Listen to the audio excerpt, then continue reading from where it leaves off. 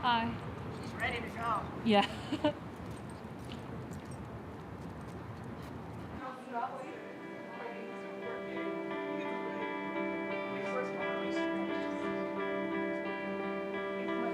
I'd like to compare them to the hospital and maybe talk about the nature of each visit, because that somehow influences the kind of interaction I've noticed over the last 2 years. At Barnes, the physical setup is a confined space with 2 dog handler spaces and dog dishes, cushions for the students to sit on the floor. And the students have to have some awareness that this event is even happening. Or a friend of theirs says, hey, let's go to the dog therapy.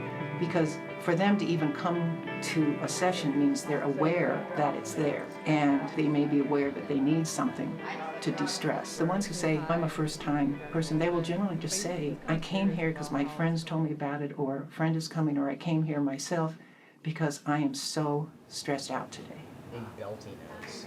I'm trying to think of another, like, if you like them too. I love how it's just a no pressure environment.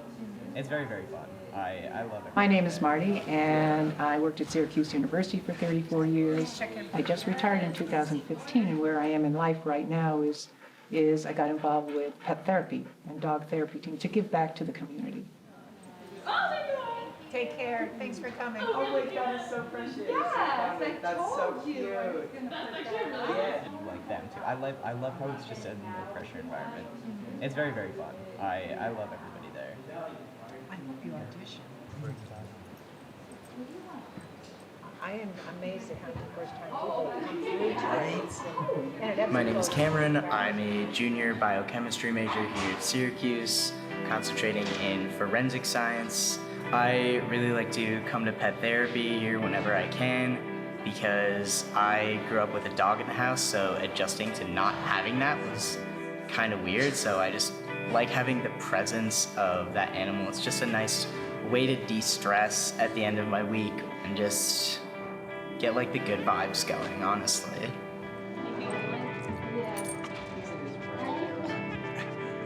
I had a brutal exam yesterday because, you know, it's midterms and whatever.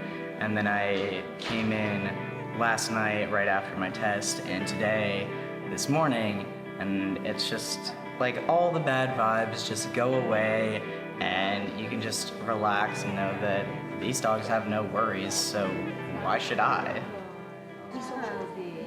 They're really tiny. Yeah. This is Gracie. Hi, Gracie. Oh my goodness. I have a golden at home. Oh, do you? Just haven't seen her so long. Stars are so sweet. My brother was living with me. He was diagnosed with stage 4 colorectal cancer, and I was his caregiver along with a friend for 4 years, and he died. I spent a lot of time in hospitals in the area, and then the friend who was helping me take care of my brother ended up getting very, very ill. So it was like 8 years of caregiving. After Mark, my friend, died, I said, wow, a great way to give back to all the hospitals who helped my brother and my friend is like through pet therapy.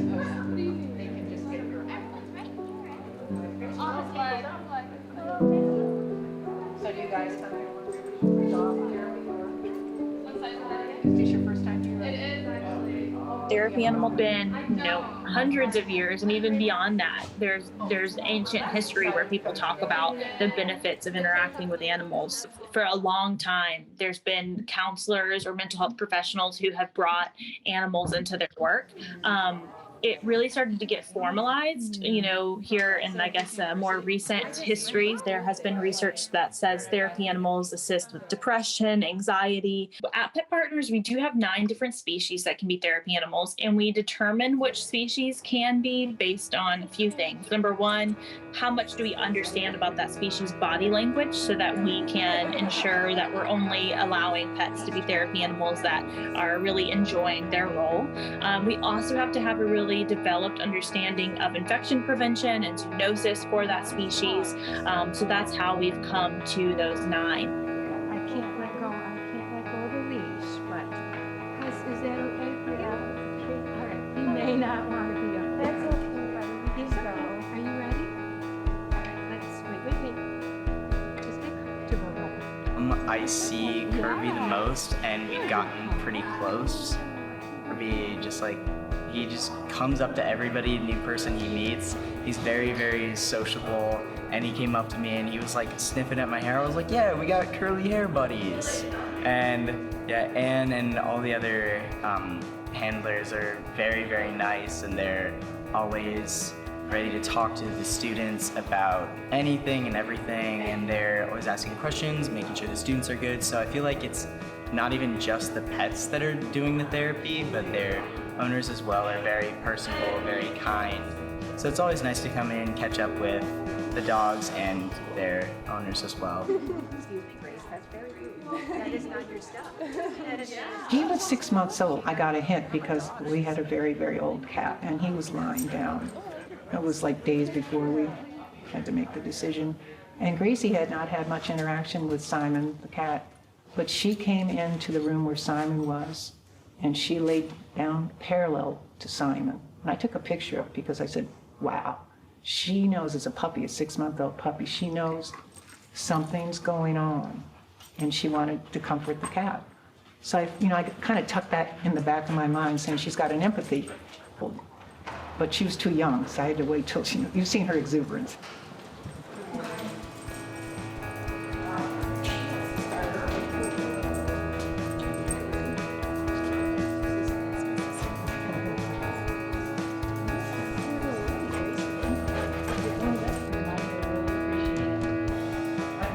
Evaluation process, one of the first things we do is have them come in as if they've never been to that facility before.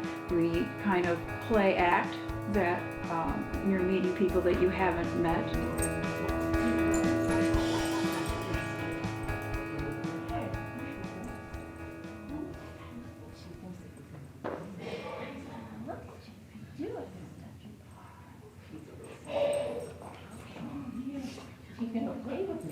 The evaluation process has more to do with insurance than anything else, because one of the benefits of being a pet partner is that you're covered by $2 million worth of liability insurance.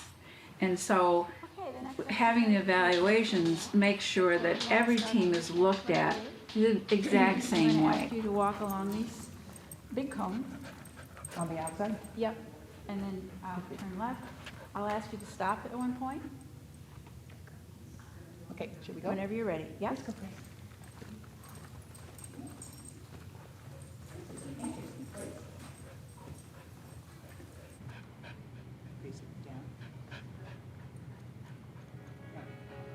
Very good. Thank you. One of the things on the test, you can't use any food. So that was tough. So one of the things that we did is I hand-fed Sasha, so she gets fed twice a day. So instead of using a bowl to give her food, I would put pieces of food in my hand and I'd have her do commands.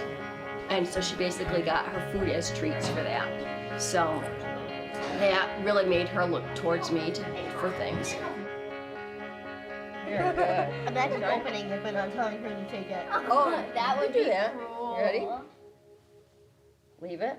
Look, right here. Look.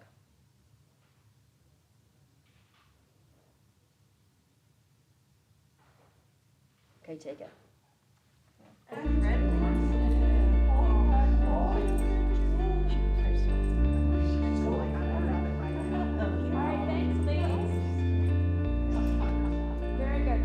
Usually 3 or 4 volunteers that are also going to play the parts of either a client of the facility or strangers passing in the hallway.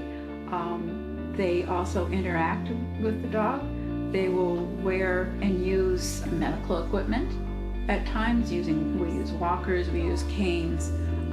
One person usually wears a hat at some point because some animals are resistant to people with hats on. We have walkers with wheels because some dogs are overly sensitive to wheels and will go after wheels. Then move on to simulating a busy hallway. And the dog and the person has to walk through the hallway without actually interacting with other people, because sometimes people have places to go, things to do. The teams are there to interact with the people that need that sort of thing, and not necessarily everybody they pass by. And so we need to see that, you know, if the person says, not right now, then the dog will respect that.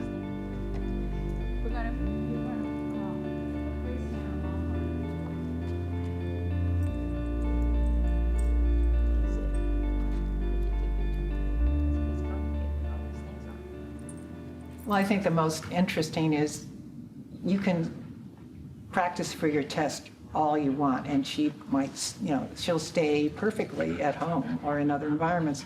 But for example, today, she just really didn't want to stay because she was just really excited. So, you know, she did, but it's the unexpected that you have to be on watch for, and you just don't know.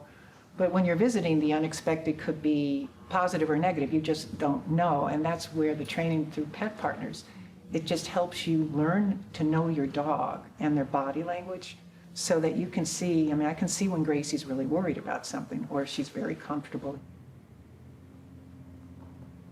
You don't even have to get all the way out, just about 10 feet away, and then you can come back.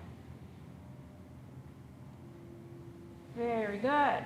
All right, we're going to do that again, only Ruth is going to be paying attention to Gracie. Focus all over this way. Yes, it is. I'll take it up first. I'll take it up. In the program where Kirby has to sit and stay, and there's the evaluator is there providing a distraction. And the distraction was petting Kirby. So I was on the other end of the leash, and I was supposed to call him, and he was supposed to come back to me. But he was very comfortable sitting there and getting petted, and eventually I think I had to give him a little tug on the leash to say, hey, remember me, come on back. Good boy. Okay, come. Yeah. Except when we do our evaluations, we can't use treats. Yeah, but the evaluations will probably do it. Yeah, We have to stop an evaluation at any point where, if say during the clumsy handling part, the dog growls, or if the dog pulls away and clearly is uncomfortable, we have to stop the evaluation immediately. And that doesn't mean that that dog isn't a wonderful dog and that dog isn't a great therapy dog for the person that it lives with. It's just that when you're in an elementary school, these kids will run down the hallway and drop to their knees and slide into you. They're you know, children can be very, very unpredictable. May I offer your dog a treat? Yes, you may.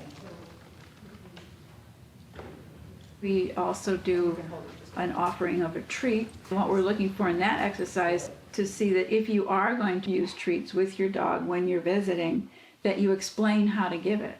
I mean, if you hold it like this, the likelihood or the chances of the skin being touched by the dog's teeth is highly possible. We train people to do it flat-handed, and we're looking to be sure that they tell us how to do that. And at that point, everybody's very happy, and they've all passed. And when we get to that point, She is big. You showed me pictures. Yes.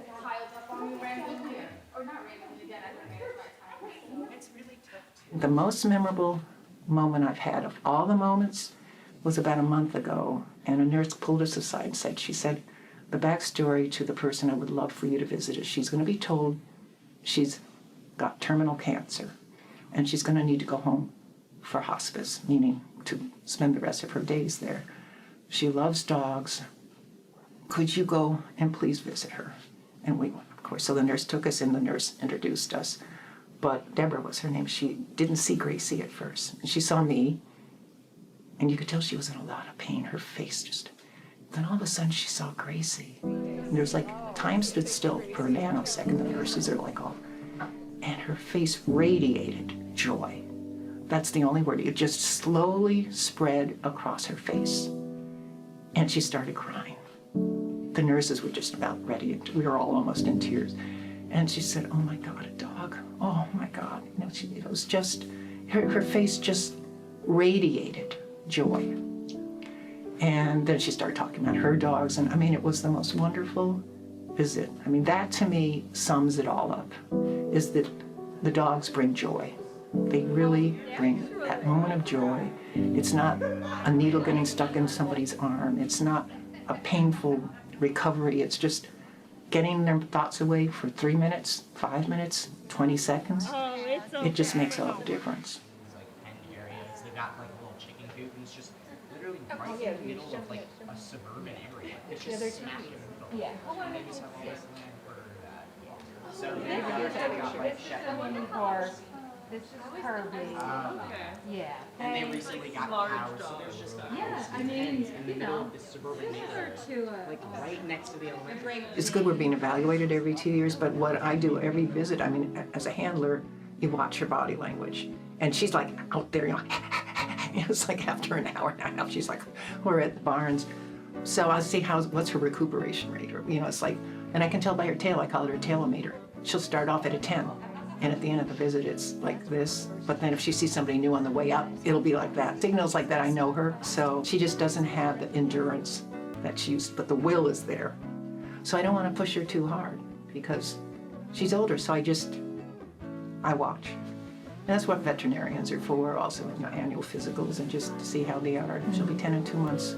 And when I watch her, I make sure that she's okay at the end of the visit, but she and I will know when it's the right time to retire. She'll give me enough physical body language hints, or more than hints, that I'll just know. And that'll be a hard day. That'll be a hard day. But it's all about her, not about me.